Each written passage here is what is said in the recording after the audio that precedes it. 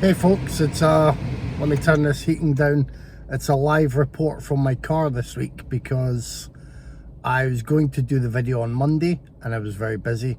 I was going to do the video last night and I felt a bit too poorly. Probably a bit of man flu. Should be okay, but I've got my my Lucozade and my medications. And then I was like, well, I'll just wait a week and tell everyone next week that I wasn't feeling too well. And I remembered that some people like the weekly videos and like to see me pop up and maybe find that part of a regular weekly schedule, which is nice. I've heard from a couple of people that enjoy these. We did lose a couple of subscribers the other week, so excuse me. I know my content isn't always riveting. I know there might have been people who just signed up for a competition and then eventually just unsubscribed. That's the way it goes. Hopefully we can get some other people to like and subscribe, especially with videos as exciting as live report from inside my car. That'd be a good one. Bear in mind that last week I did show off the Coffin Joe box set, and then Linus in the comments pointed out there is a disc fault with the Awakening of the Beast disc. Subtitles cut out at about 32-33 minutes. It happens on all of them. So far Arrow have yet again just dragged their feet and not accepted any responsibility. Like, Arrow are getting pretty ridiculous at this point. Collectors who used to hold them to the highest standard now think of them as a bit of a joke, which is quite a shame. I couldn't do the job of telling you if subtitles had correctly translated wording from Spanish to English. I wouldn't have the ear or the eye for it, or the language skills. I could watch a disc and tell you if the subtitles disappear. I mean, that seems like quite an obvious thing to notice. Someone else commented, or it might have been Linus again, saying that somebody was able to see the coding of the disc as well and see where they actually just end. So there's not a lot of speech in the second half of the Awakening of the Beast, but there's enough that you still want the subtitles. So for the time being, I'm keeping hold of my old Coffin Joe DVD set as well, because if I want to watch them all, I can still have Awakening of the Beast with the subtitles. That is a disc in there. I can't remember who released that. That might have been an old Anchor Bay release. If everything is sorted out and Arrow eventually fess up and take the responsibility that is theirs, hopefully a replacement disc program will be set up as usual. People can get the right stuff, and then I can see about giving that away for a competition.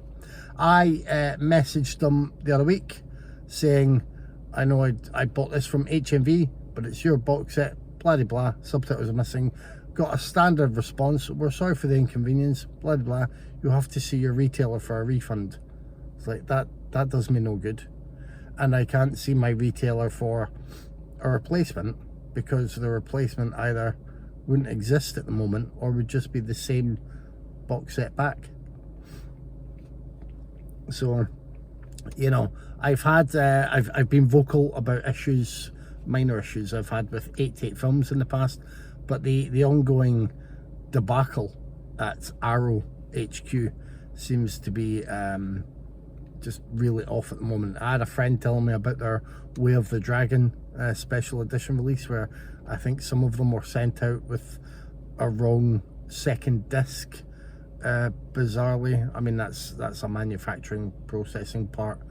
I can see where these things would happen in terms of, like, I can understand more a wrong disc being in a set than subtitles disappearing halfway through the film, because by the time you get a disc made and you're at the packaging stage, that, you know, for all I know, that could be a production line process.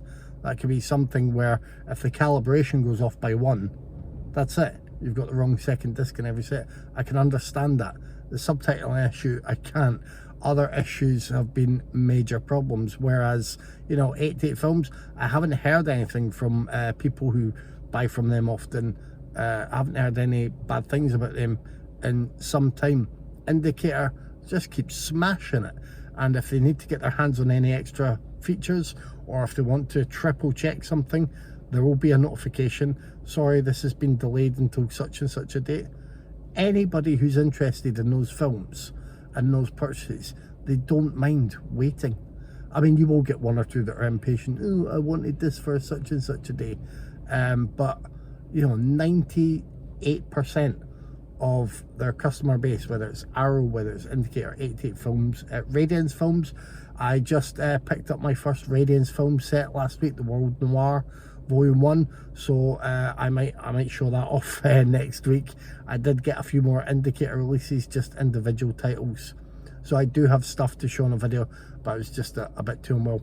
But yeah, anyone who supports these boutique Blu-ray labels, I mean, I don't know about you, but I've never spoken to someone who's complained because a release has been pushed back by a few weeks or a few months because some other checks are being done or some other special features are being added. Different story if something's pushed back months and months and months and months and then just quietly goes off the roster. And I know that people may be hoping for a certain title, and then when they see it's no longer being released, they get a bit upset.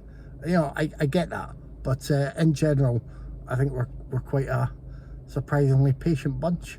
As long as when we get the stuff, it's worth it.